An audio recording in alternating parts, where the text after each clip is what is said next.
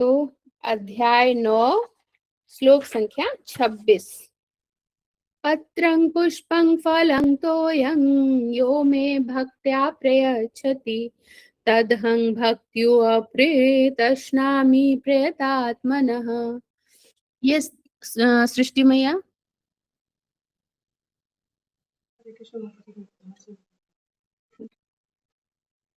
पत्रं पत्ती, पुष्पं फूल, फलम फल, तोयम जल, या जो कोई, मैं मुझको भक्त्या भक्ति पूर्वक प्रियक्षति भेंट करता है, तत् वह अहम मैं भक्ति उपहतम भक्ति भाव से अर्पित अश्नामी स्वीकार करता हूँ प्रियत आत्मनः शुद्ध चेतना वाले से। धन्यवाद। अनुवाद और तात्पर्य श्री प्रभुपाद के द्वारा। श्री प्रभुपाद की जय। यदि कोई प्रेम तथा भक्ति के साथ मुझे पत्र, पुष्प, फल या जल प्रदान करता है तो मैं उसे स्वीकार करता हूँ। क्या शर्त रखा है? प्रेम के साथ। तात्पर्य नित्य सुख के लिए स्थायी आनंदमय धाम प्राप्त करने हेतु बुद्धिमान व्यक्ति के लिए यह अनिवार्य है कि वह कृष्ण भावना भावित होकर भगवान की दिव्य प्रेमा भक्ति में तत्पर रहे। ये किसके लिए, यहाँ पर है पेन, ये किसके लिए कहा जा रहा है? कि बुद्धिमान व्यक्ति के लिए, जो भी बुद्धिमान है। तो हम सबको यानी बुद्धिमान बनना है, और या फिर बुद्धिमान होने का मतलब यही है जो असली क्या है, रहस्य असली क्या हमारे लिए अनिवार्य है, क्या जरूरी है, उसको समझ पाए। तो जो ये समझ गया कि कृष्ण भावना भावित होकर ही भगवान की दिव्य प्रेमा भक्ति में हमें तत्पर रहना है, वही बुद्धिमान है ना। तो बात वही आ गई प्रभुपाद की, जय कृष्ण भजे से बड़ चतुर। तो ऐसा आश्चर्य में फल प्राप्त करने की विधि इतनी सरल है कि निर्धन से निर्धन व्यक्ति को योग्यता का विचार किए बिना इसे पाने का प्रयास करना चाहिए। सीधा और सिंपल है, इतना सरल है। इसमें आपको पूरी तरह से निर्धन हो, किसी भी चीज की जरूरत नहीं है, वो भी इसको एकदम आसानी से कर सकता है, निर्धन से निर्धन व्यक्ति भी। तो हमें धन की आवश्यकता इसमें नहीं है, लेकिन इसमें ये समझना है कि अच्छा धन की आवश्यकता नहीं है तो हम धन को जीवन से निकाल बाहर करें, नहीं। उसमें प्रभुपाद का स्टेटस भी है ना, कि प्रभुपाद ने कहा था कि हाँ सारे धन के साथ मेरी फोटो खींच दो, यानी कि धन की आवश्यकता भी है। तो धन की आवश्यकता उतनी है जितनी कि हम भक्ति में और आगे बढ़ पाए। लेकिन निर्धन व्यक्ति ज्यादा अच्छे से भक्ति कर सकता है, क्योंकि उसका माइंड डाइवर्ट नहीं होगा, है ना। बहुत धन है तो बहुत सारी पार्टियां, बहुत सारे अनवांटेड लोग आपसे जुड़े रहेंगे, बहुत सारी चीजें जीवन में आ जाएंगी, है ना। निर्धन है, जो बिल्कुल निर्धन है, उसके पास कुछ नहीं है, वो बस भगवान की भक्ति में लगा है, अपने आनंद में। थोड़ा धन आया तो उसने वो जो छोटे वाले फोन नहीं होते, 800 क्या बोलते हैं उसको, छोटा फोन जो होता है इतना इतना, 800। कौन सा? कीपैड? नहीं नहीं, फोन फोन छोटा जो सस्ता वाला मिलता है, 800 रुपए का। नोकिया वाला आता था। हाँ, नोकिया 800 या इस तरह का फोन। उसमें क्या है, बटन का इस्तेमाल होता है, सिर्फ फोन करने तक होता है। थोड़ा माइंड हम है ना, एक एक घंटे फोन पे लग जाते हैं। अब जिसके पास 1.5-2 लाख का फोन है, वो कितना डिस्ट्रैक्ट होगा, उसके फोन में सब कुछ है ना, वो और डिस्ट्रैक्ट होगा। तो ऐसे ही हर एक चीज को आप देख लेंगे अपग्रेड करके, वो डिस्ट्रैक्शन बढ़ाता है।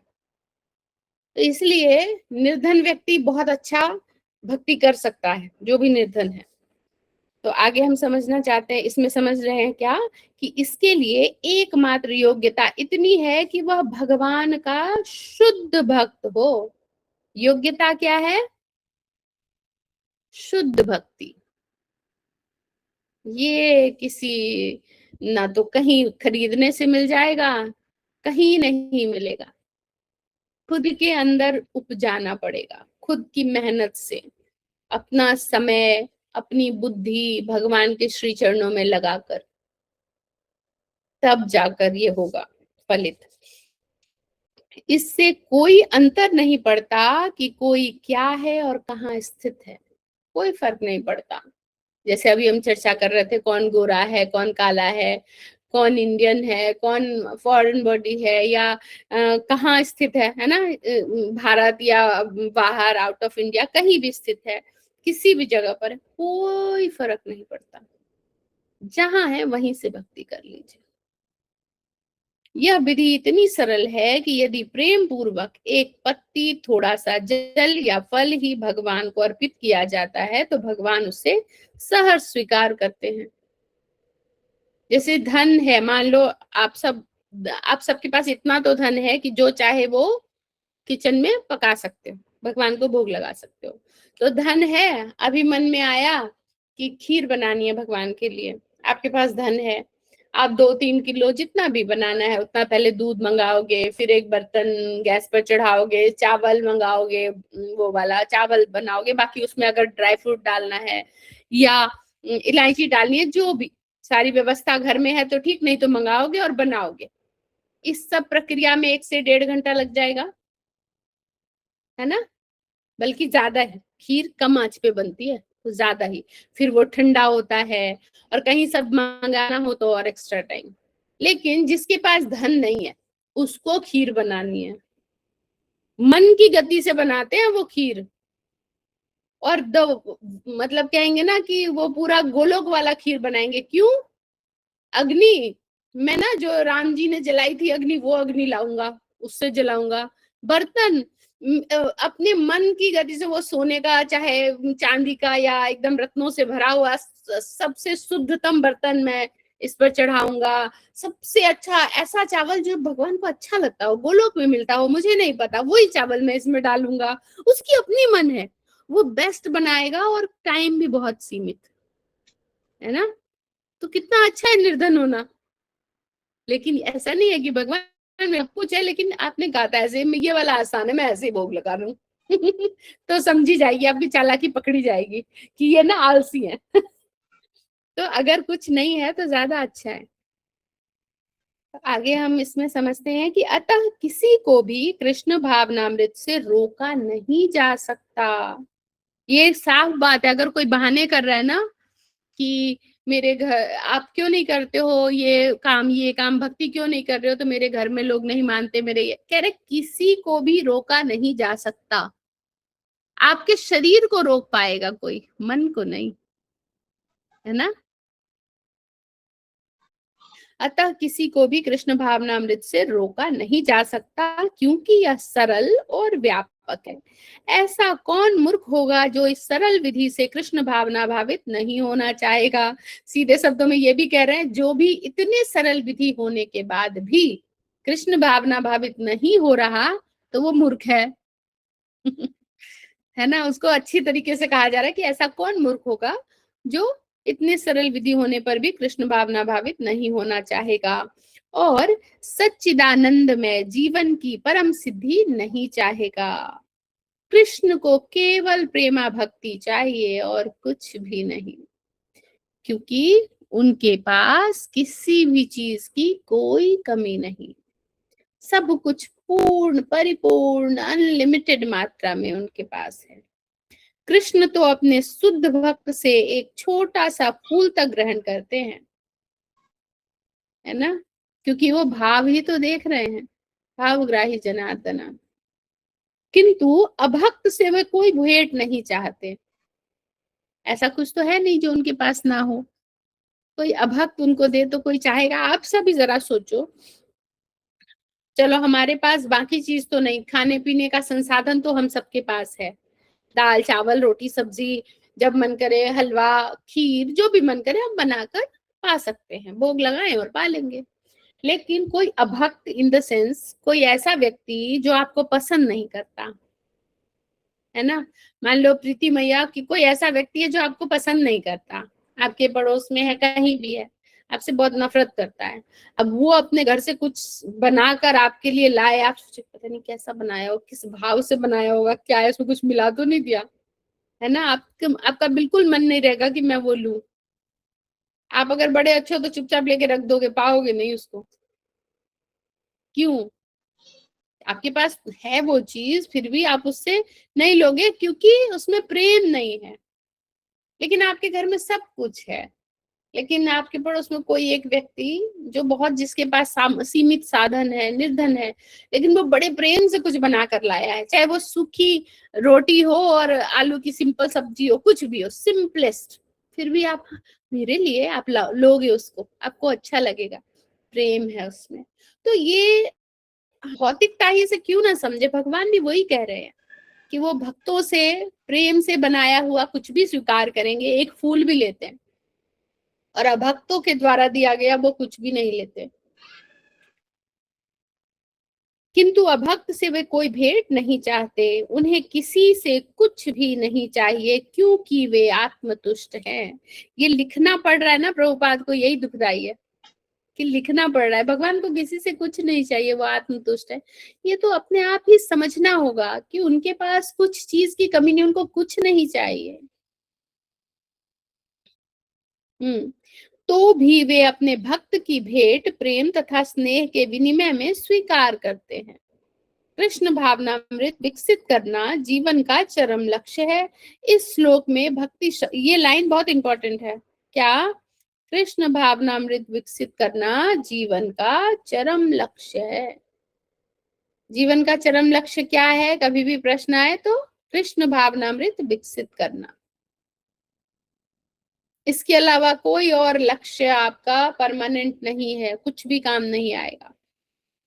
यही एक लक्ष्य है जो परमानेंट है। चूंकि श्लोक बड़ा है इसलिए मैं इस सब पे बहुत डिस्कशन नहीं कर रही हूँ कि कम से कम पूरी क्लास हो जाए।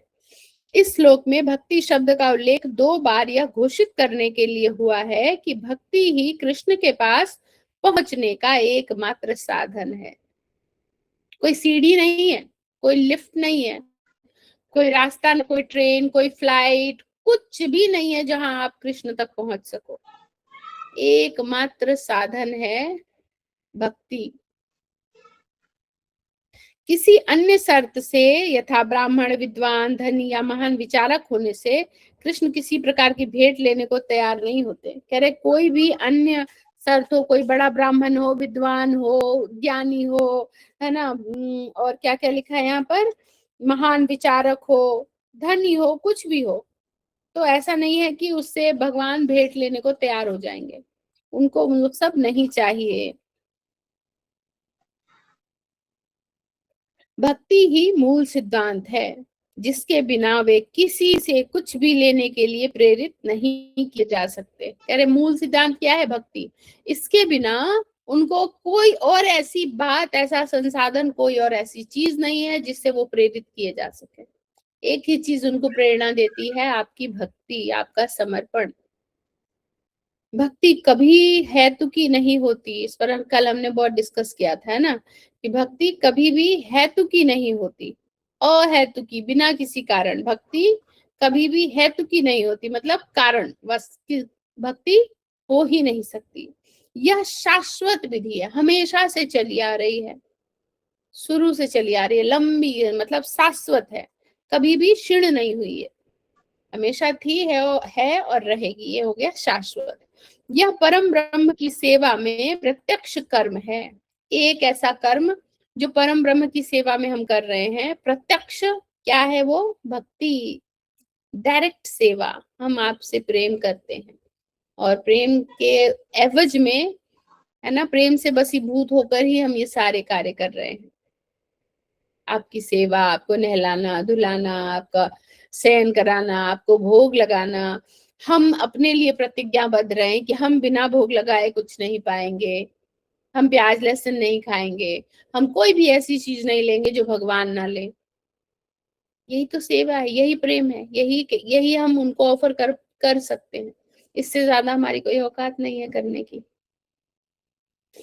यह बतलाकर कि वे ही एक भोक्ता, आदि स्वामी और समस्त यज्ञ भेंटों के वास्तविक लक्ष्य हैं, अब भगवान कृष्ण यह बताते हैं कि वे किस प्रकार की भेंट पसंद करते हैं। पहले तो बताया आपके जो भी भेंट है, कुछ भी है, सबका क्या है? मैं ही लक्ष्य हूं, मुझे ही वो आपको मेरे लिए ही करना है। अब कह रहे हैं तो किस प्रकार का भेंट मैं स्वीकार करता हूं। यदि कोई शुद्ध होने तथा जीवन के लक्ष्य तक पहुंचने के उद्देश्य से भगवत भक्ति करना चाहता है तो उसे चाहिए कि वह पता करे कि भगवान उससे क्या चाहते हैं। अगर हमें क्या होना है, शुद्ध होना है या जीवन के लक्ष्य तक पहुंचना है, तो एक ही चीज टारगेट है, भगवान को कैसे प्रसन्न किया जाए, है ना। तो उसके लिए भगवान को पता करना है कि उनको क्या चाहिए, वो क्या चाहते हैं, कौन सी उनकी इच्छा है जो हम पूरी करें तो वो प्रसन्न हो जाए। तो उनकी इच्छा यही है कि तुम सारे मेरे बच्चे मुझसे दूर हो, मेरे पास आ जाओ।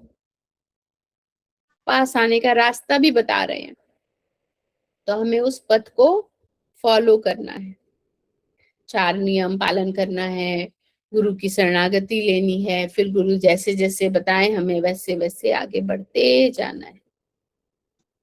कृष्ण से प्रेम करने वाला उन्हें उनकी इच्छित वस्तु देगा और कोई ऐसी वस्तु भेंट नहीं करेगा जिसकी उन्हें इच्छा ना हो। जब हम किसी से प्रेम कर तो क्या भेंट देना चाहते हैं?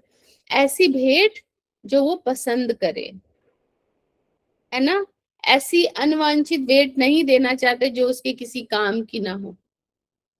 अगर हम अनवांछित भेंट भी कभी कभी कई बार भक्त दे देते हैं तो वो कहीं ना कहीं अपना उल्लू सीधा करने में लगे होते हैं। जैसे मैंने पहले बताया था कि मेरे पास वो ठाकुर जी का ड्रेस मेरी इच्छा नहीं थी, लेना भी पड़ा, धन भी देना पड़ा। वो अपनी इच्छा से, तो वो भी कहते हैं कि वो भी प्रोफेशनल हो गए, वो भक्ति नहीं है, वो आपको प्रेम नहीं कर रहे, वो अपना प्रोफेशन निकाल रहे हैं। तो इस प्रकार कृष्ण को मांस, मछली तथा अंडे भेंट नहीं दिए जाने चाहिए, क्योंकि साफ साफ लिखा है कि मांस, मछली, अंडे भगवान नहीं पाते, उनको भेंट नहीं दिया जाना चाहिए। ऐसा नहीं है कि भगवान जो कुछ मैं खाऊंगा वो आपको भेंट चढ़ाऊंगा, तो ठीक है, मैं तो ये खाती हूँ तो आप भी ये वाला ऑफर करो। ऐसा नहीं है, भगवान ने सीधा सीधा कहा। इसका क्या मतलब हुआ कि हमें भी नॉनवेज नहीं लेना। और आजकल बुद्धिजीवी लोग अंडे को ना साइड कर रहे हैं कि वो नॉनवेज नहीं माना जाएगा। एगिटेरियन एक अलग अपनी प्रजाति बना रहा है, हम एगिटेरियन है। अरे तुम नॉनवेज ही खा रहे हो। यदि उन्हें इन वस्तुओं की इच्छा होती तो इनका उल्लेख करते। उल्टे वे स्पष्ट आदेश देते हैं कि उन्हें पत्रम, पुष्पम, जलम तथा फल अर्पित किए जाएं और वे इन्हें स्वीकार करेंगे। क्या अर्पित किया जाए? क्लियरली लिख दिया भगवान ने, पत्रम, पुष्पम, फलम, तोयम, यही मैं स्वीकार करूंगा। अतः हमें यह समझना चाहिए कि वे मांस, मछली और अंडे को स्वीकार नहीं करेंगे। शाक, अन्न, फल, दूध तथा जल ये ही मनुष्यों के उचित भोजन है ना। इसमें भी काफी प्रमाण हमें मिल चुका है। हमें हमारी बनावट देखें, हमारी संरचना देखें, हमारे दांतों की संरचना देखें, वो प्रूफ करता है कि आप वेजिटेरियन होने के लिए ही पैदा हुए हो। आप नॉनवेज ईटर आप नहीं हो, नॉनवेज नहीं ले सकते। उसके दांत अलग होते हैं ना, वो जानवरों के दांत अलग होते हैं नॉनवेज को चीर फाड़ करने के लिए। ऐसे बहुत सारे प्रमाण मिलते हैं। ये ही मनुष्यों की उचित भोजन है और भगवान कृष्ण ने भी इन्हीं का आदेश दिया है। इनके अतिरिक्त हम जो भी खाते हो वह उन्हें अर्पित नहीं किया जा सकता। तो कह रहे इसके अतिरिक्त हम जो कुछ भी खाते वो उन्हें अर्पित नहीं किया जा सकता।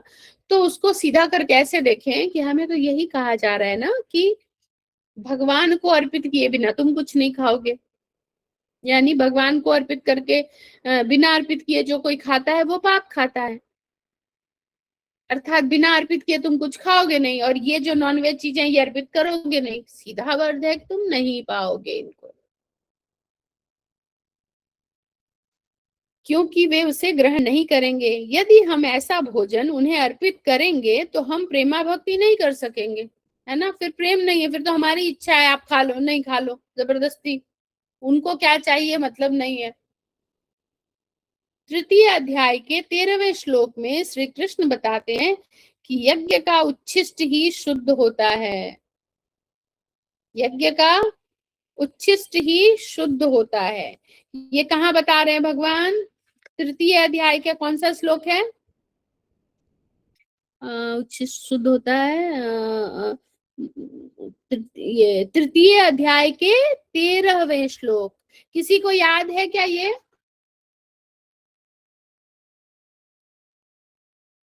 13 श्लोक।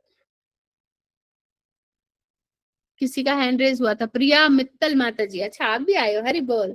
हमारी भक्ति शास्त्री मैया, तो आपको तो याद होना ही चाहिए। मैं वही सोच रही हूँ, ये तो मैंने ज्यादा याद नहीं कराया है, पर किसी को याद है, चलो सुनाइए आप, याद है तो। हरे कृष्णा माता जी, धन्यवाद, प्रणाम सभी को, प्रणाम माता जी। भगवत गीता का 3rd चैप्टर का 13 श्लोक है ना? हाँ।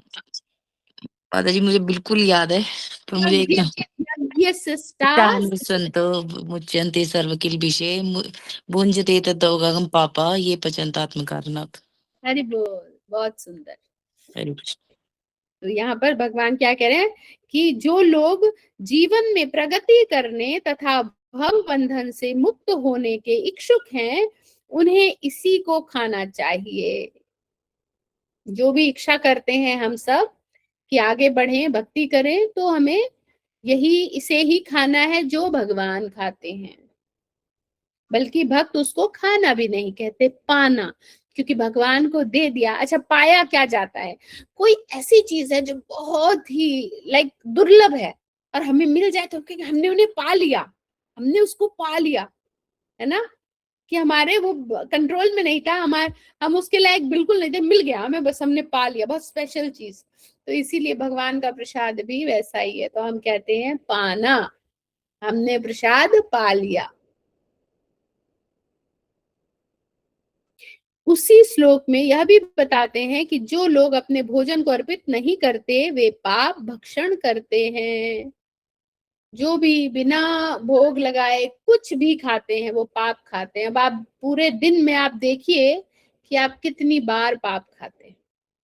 आप सब अपने आप खुद झांकना है कि कितनी बार हम पाप खाते हैं। जल भी पीते हैं ना बिना भोग लगा हुआ, तो वो पाप ही है। दूसरे शब्दों में उनका प्रत्येक कौर इस संसार की जटिलताओं में उन्हें बांधने वाला है। मतलब जो भी बिना भोग लगाए हुए खा रहे हैं, उनका प्रत्येक निवाला क्या है? इस संसार की जटिलताओं में, बंधन में वो फंसते जा रहे हैं। मतलब जो सिकंजा है उनके ऊपर और टाइट हो गया और कसा गया। जितनी बार मुंह में वो खाना खाया, उनका सिकंजा टाइट,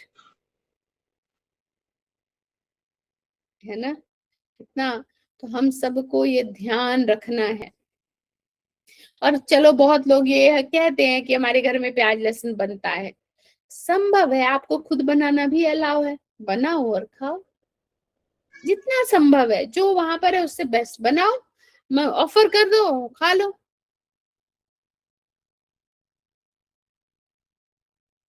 आगे है, अच्छा सरल शाकाहारी भोजन बनाकर उसे भगवान कृष्ण के चित्र या अर्चा विग्रह के समक्ष अर्पित करके तथा नतमस्तक होकर इस तुच्छ भेंट को स्वीकार करने की प्रार्थना करने से मनुष्य अपने जीवन में निरंतर प्रगति करता है। पहला वर्ड इसमें भी और समझना है। ज्यादा मैं बताऊंगी ना तो आप सब फिर भाग ही जाओगे, लेकिन मैं क्या करूं, थोड़ा थोड़ा मुझे आ रहा है सेंस की बताना है। अच्छा सरल शाकाहारी भोजन, तो सिर्फ शाकाहारी होना इंपॉर्टेंट नहीं है, जो सरल भी हो भोजन। ये भी मिला दिया, वो भी मिला दिया, वो भी मिला दिया, वो भी मिला दिया, वो नहीं चाहिए। आजकल हर भोजन को ना ट्विस्ट कर देते हैं। कुछ भी आप खा रहे हो, केक खा रहे हो, आपको ये नहीं पता कि ये केक तो है लेकिन वेज है कि नॉन वेज है। इतना चीजें उसमें मिलाते हैं ना। बाहर का भोजन आप खाओगे ना, इतनी सारी चीजें उसमें मिली होती हैं कि वो सरल तो कहीं से नहीं होता। और ये कैसे समझे हम जब 10-15 दिन बाहर कहीं घूम कर आते हैं ना, फिर जब घर में बनी कोई प्लेन दाल चावल या प्लेन खिचड़ी मिल जाए, आहा, जिसमें कुछ ना डला हो, एकदम प्लेन, तो हमारा असली स्वभाव यही है, सरल। हमें ना जटिलताओं की ओर प्रवेश करते हैं, तो वो जटिलताओं में जब हम प्रवेश करते हो, हमारा असली स्वभाव नहीं होता, तो इसलिए वो हमारे लिए अच्छा भी नहीं है। और ऐसा करने से क्या कह रहे हैं, नतमस्तक होकर तुच्छ भेंट को स्वीकार करने की प्रार्थना करते हैं भगवान से जब ऐसा भोजन बनाते हैं तो। और फिर मनुष्य अपने जीवन में निरंतर प्रगति करता है, उसका शरीर शुद्ध होता है और मस्तिष्क के श्रेष्ठ तंतु उत्पन्न होते हैं। शरीर भी शुद्ध हो गया और मस्तिष्क में ना बहुत सारे तंतु हैं, मानो ना मानो, नेगेटिविटी का भंडार भी है हमारे इस मस्तिष्क में। अब ये हम पर है कि हम कौन से तंतु को खाना खिला रहे हैं। जिसको पोषित करेंगे वही बड़ा होगा ना। सात्विकता को पोषित करेंगे तो वो वाले तंतु बड़े होंगे, नेगेटिविटी को पोषित करेंगे तो वो तंतु बड़े होंगे। जैसा भोजन हम कहते हैं, हमने सबने सुना है ना, जैसा अन्न वैसा मन।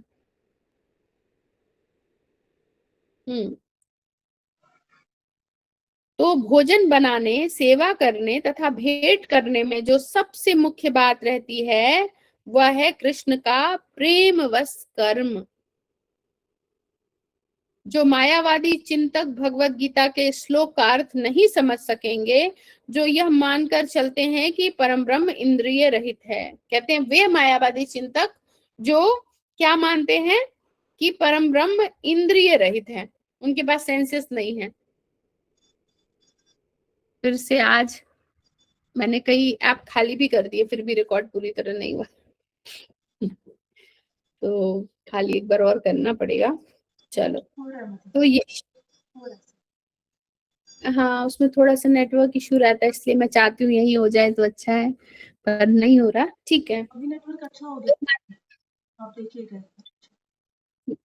वे मायावादी चिंतक भगवत गीता के श्लोक का अर्थ नहीं समझ सकेंगे, जो यह मानकर चलते हैं कि परम ब्रह्म इंद्रिय रहित है। सोचो ना, भगवान के पास सेंसेस ही नहीं है, ऐसा हो सकता है क्या? जिसने हम सबको इतना ज्यादा सेंस दिया, भगवान के पास सेंस नहीं है। उनके लिए यह या तो रूपक है या भगवत गीता के उद्घोषक कृष्ण के मानवीय चरित्र का प्रमाण। किंतु वास्तविकता तो यह है कि भगवान कृष्ण इंद्रियों से युक्त हैं और यह कहा गया है कि उनकी इंद्रियां परस्पर पर परिवर्तनशील हैं। दूसरे शब्दों में यह इंद्रियां दूसरी इंद्रिय का कार्य, एक इंद्रिय दूसरी इंद्रिय का कार्य करती है। अर्थात हमारी इंद्रियां क्या है, हमारे आंख जो है वो देखने का कार्य करते हैं, ठीक है। अच्छा, जो हमारा जो मुख है, मुंह, ये देख सकता है क्या? देख सकता है। हमारा मुख खाने का कार्य करता है, तो हमारी आंखें क्या खा सकती हैं? नहीं। पर भगवान अपनी हर एक इंद्रियों से हर एक इंद्रिय का कार्य कर सकते हैं। तो यही तो है कि हम जब भोग लगाते हैं तो भगवान अपनी आंखों से पाते हैं, अपनी आंखों से ही खाते हैं उसे।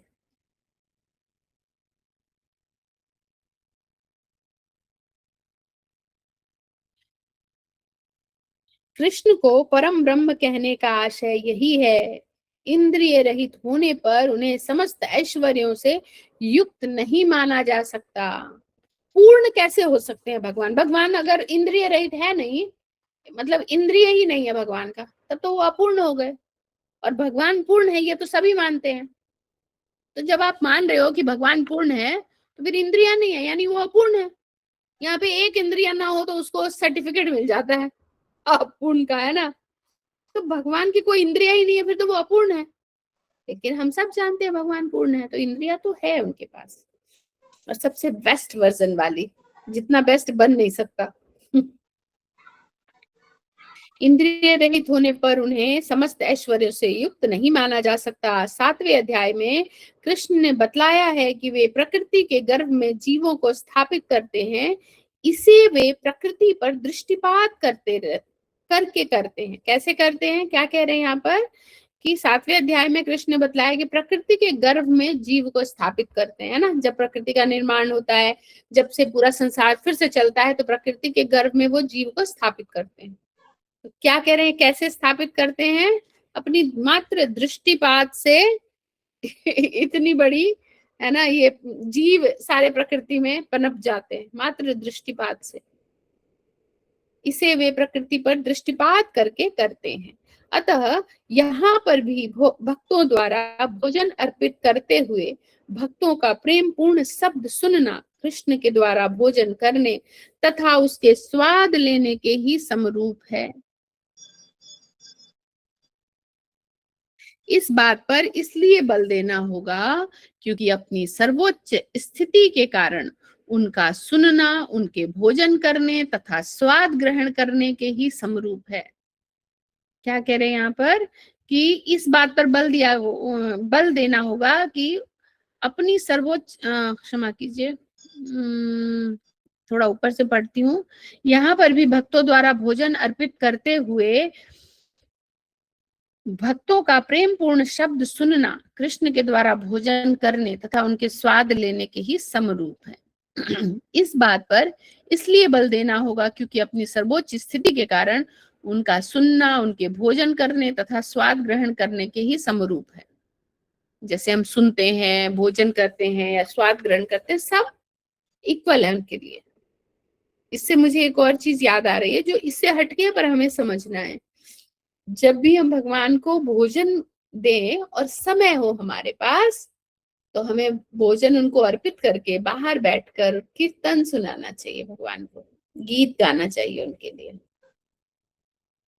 मिथिला में ये काफी किया जाता है। जब रामचंद्र जी जाते थे अपने वहां ससुराल, तो उनको खाना परोसते हैं और उसके साथ खूब गाना गा, अभी भी हमारे यहाँ होता है, अभी भी होता है, खूब गाना गाया जाता है। जैसे जब शादी होती है ना नई नई, तो जब भी दामाद को मोहक बोलते हैं, खाना परोसा जाता है, चारों तरफ बैठ जाती है 10 20 25 माताएं, और कोई गाली निकाल रही है, कोई गाना गा रही है अच्छी अच्छी, कोई गाने में ही गाली भर भर के उनके दे रही है, तुम्हारी माँ ऐसी, तुम्हारी बहन ऐसी, तुम्हारे पिता ऐसे, ऐसा कहा जाता है।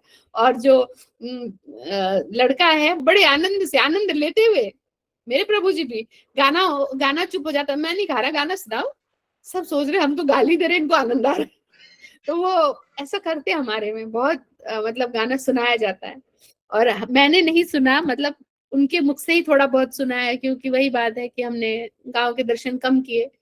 और मेरे प्रभु जी तो गाना गा गा के हमारी नानी को खुश करके रखे थे, नानी को सुनाते थे गाना। अब तो मैं भी भूल गई, इनको गाना भी आता था कभी। मैथिली गाना सुनाते थे उनको, और मेरी नानी तो खुश, मेरा दामाद सबसे अच्छा। उसको मतलब किसी जेंट्स को गाना नॉर्मली नहीं आता है, हमारे कोई भी भैया पापा किसी को नहीं आता, पर प्रभु जी ने सुन सुनकर याद कर रखा था। और नानी को सुनाते थे। तो ये मिथिला में अभी भी चलन है। तो भगवान भी प्रसन्न होते हैं जब आप उनको भोजन अर्पित करके, और भोजन अर्पित कर दिया, पर्दा लगा दिया, और बाहर बैठकर अगर समय है तो उनको अच्छे अच्छे भजन सुनाइए, गीत सुनाइए। हमारे सठ गोस्वामियों द्वारा लिखे हुए भजन उनको बड़े अच्छे लगते हैं। नहीं संभव है तो हाँ भैया, हड़बड़ी में होते हैं, हमें लंच पैक करना होता है, तो ठीक है। लेकिन कभी अगर समय है, कभी आप अकेले हैं, आज तो मेरे लिए ही भजन है, कोई मुझे टिफिन पैक नहीं करना, कुछ नहीं करना, तो बस फिर सुनाओ भगवान को भजन। केवल भक्त ही बिना तर्क के यह समझ सकता है कि परम ब्रह्म भोजन कर सकते हैं और उनका स्वाद ले सकते हैं। ठीक है, आज थोड़ा मैंने जल्दी से उसको समेटा है, ताकि अब कोई प्रश्न हो रिलेटेड, अगर रिलेटेड ना हो तो बाद में पूछ सकते हैं, अगर कोई रेलेवेंट प्रश्न हो इसी से तो जरूर पूछें।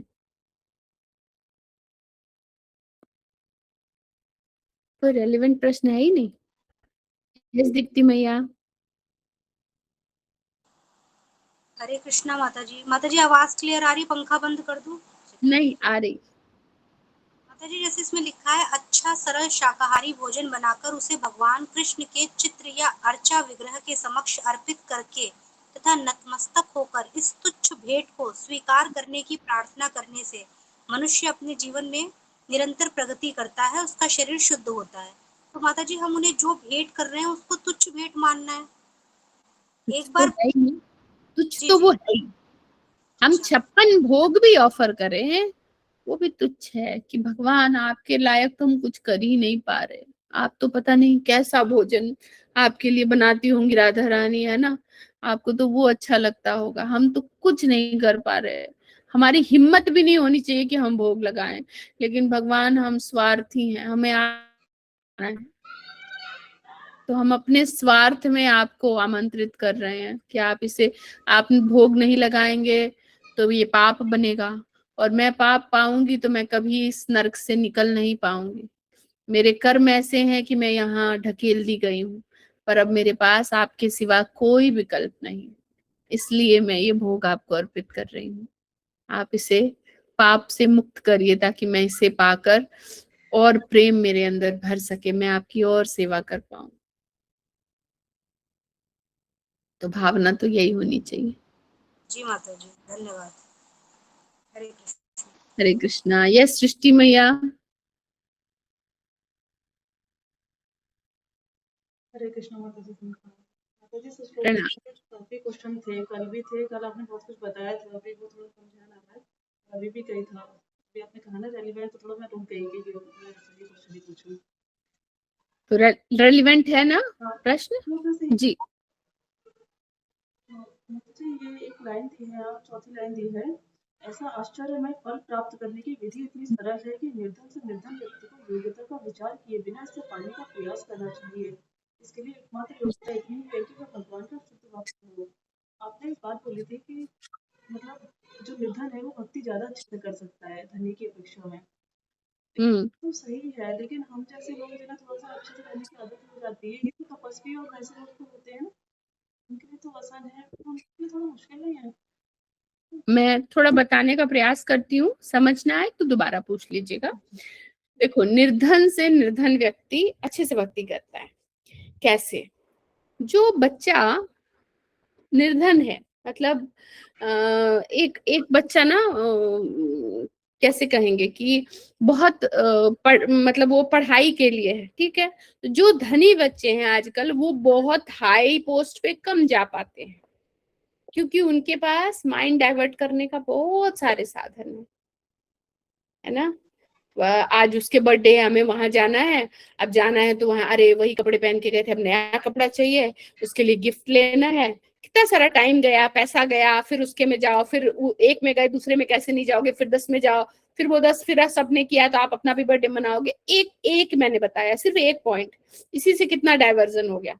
लेकिन अगर कोई बच्चा बहुत धनवान नहीं है, धन नहीं है उसके पास, तो वो उसके पास ये बर्थडे केक इन सब के लिए पैसे ही नहीं, वो कुछ नहीं करेगा, वो चुपचाप अपने घर में रहेगा, उसके पास कपड़े नहीं है कि बहुत बाहर निकले, घर में बैठ के क्या करेगा, माइंड डाइवर्ट नहीं होगा उसको। अगर पढ़ना है, अब उसकी इच्छा है पढ़ने की, वो फुल अच्छे से पढ़ाई करेगा, डाइवर्जन नहीं होता।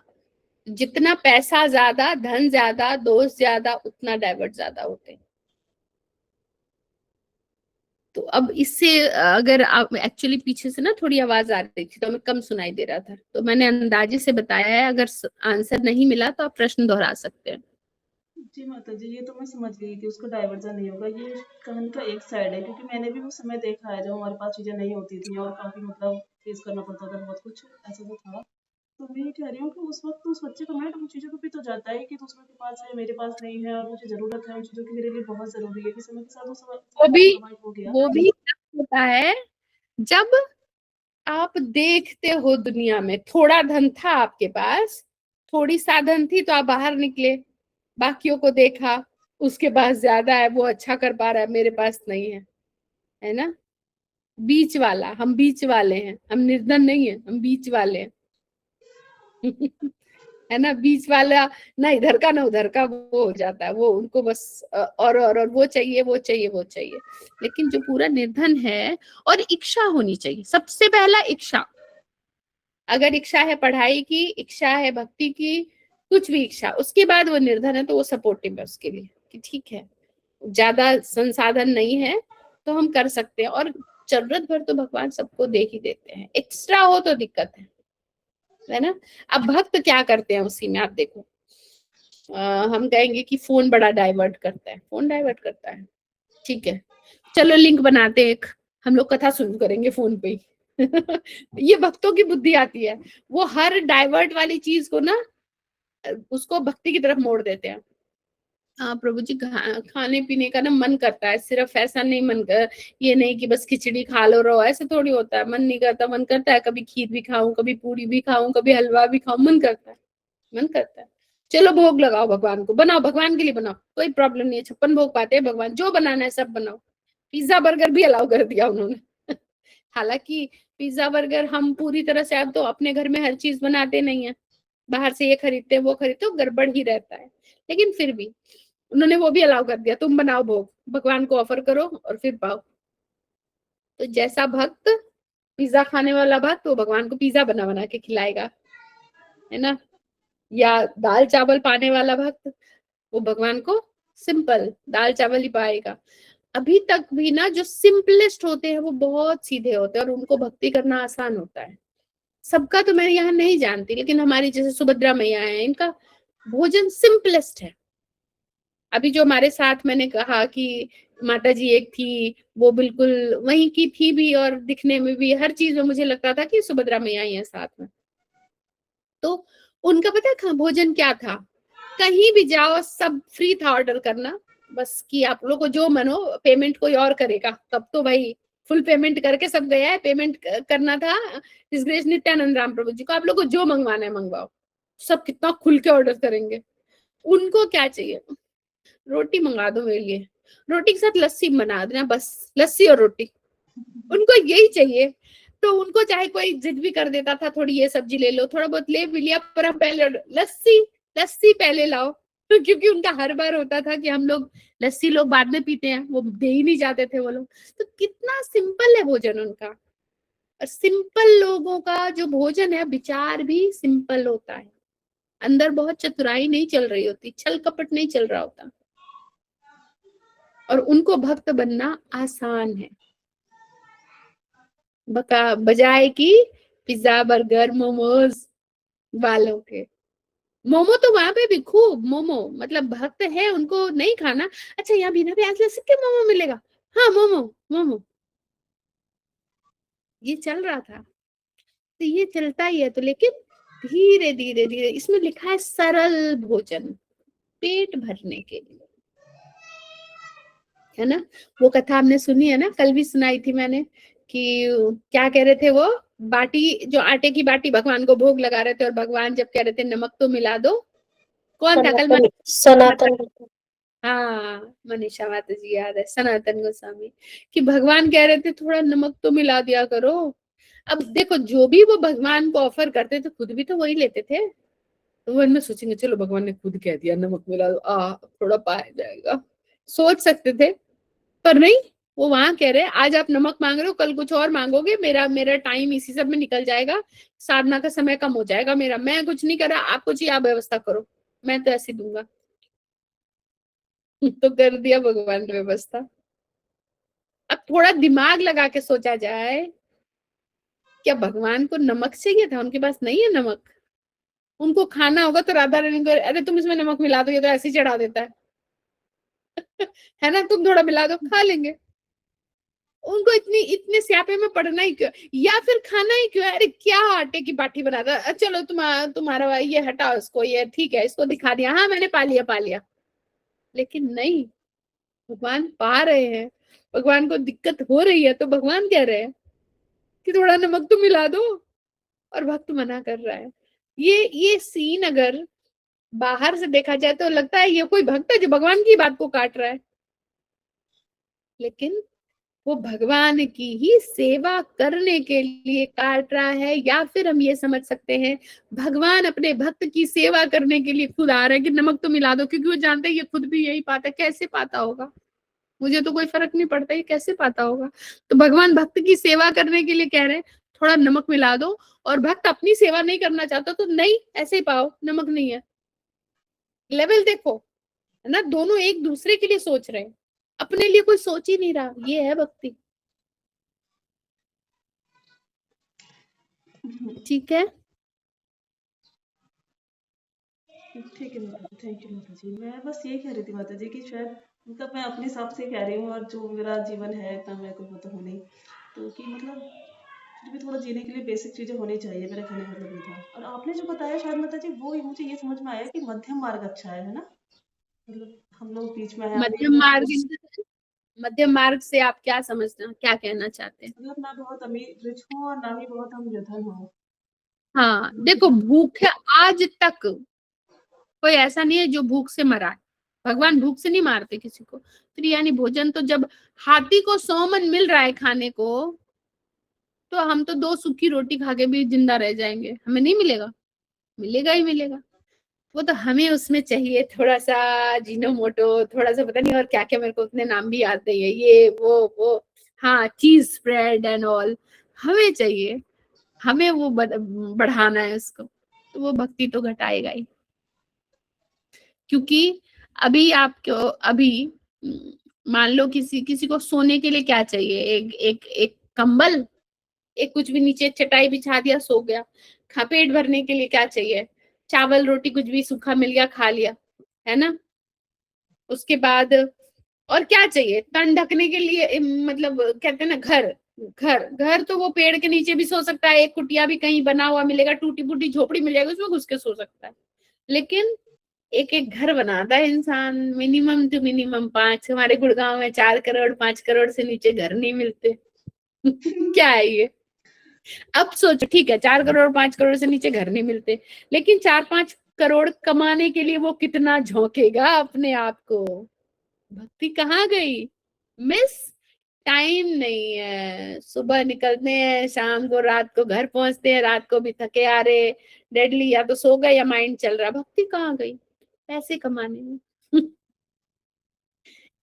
अब कोई भी छोटी चीज से काम चल सकता है, घर 5,000 से भी चल सकता है, 50,000 से भी चल सकता है, लेकिन लोगों को 5 लाख चाहिए, 5 करोड़ चाहिए। इंसान उनकी भूख मिटेगी नहीं। 500 करोड़ चाहिए, 50,000 करोड़ चाहिए, भूख नहीं मिटेगी। जितना मिले और ज्यादा चाहिए। पहला सपना होता है, मान लेते हैं हो सकता नहीं भी हो, पर जिसके पास नहीं हो, मान लो दीप्ति मैया का भी एक सपना होगा, मेरे को एक छोटा सा एक अच्छा सा घर मिल जाए, एक गाड़ी मिल जाए, है ना, मैं अपनी लाइफ आराम से गुजार लूंगी। मैं एग्जाम्पल बता रही हूँ, मैं किसी के मन में नहीं झांक रही। लेकिन अब घर और गाड़ी मिल जाने के बाद क्या होता है?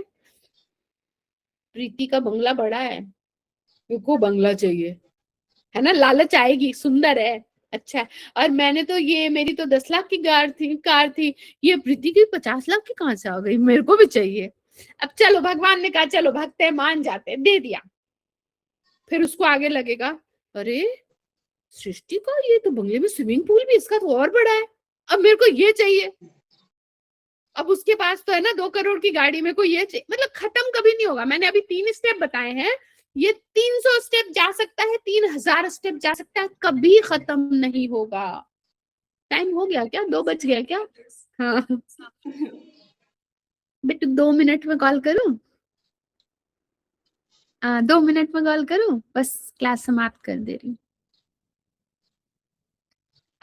अभी मैं करती हूँ, ठीक है? तो प्रश्नों का उत्तर मिल गया? जी माता जी, उत्तर मिल गया। क्वेश्चन तो और भी था माता जी, अभी रहने तुम क्या करना है, तो और भी था। ये श्लोक क्या था? है ना, क्या ले लेना माता जी, कल ले लेना। बेटा बाहर से फोन कर रहा है तो सुन ले दो। पेमेंट नहीं है तो इसको तो स्टॉप कर दो, ताकि वो वीडियो ना बजे। हाँ वो उसका कुछ होगा तभी वो बार बार कॉल कर रहा है, नहीं तो वो नहीं करता। अभी वो पहले कर लेता, बाद में कर लेता है। ठीक है, कुछ तो बाद में। वांशकल्पतरुभ्यश्च कृपा सिन्धुभ्येव च पतितानां पावनेभ्यो वैष्णवेभ्यो नमो नमः।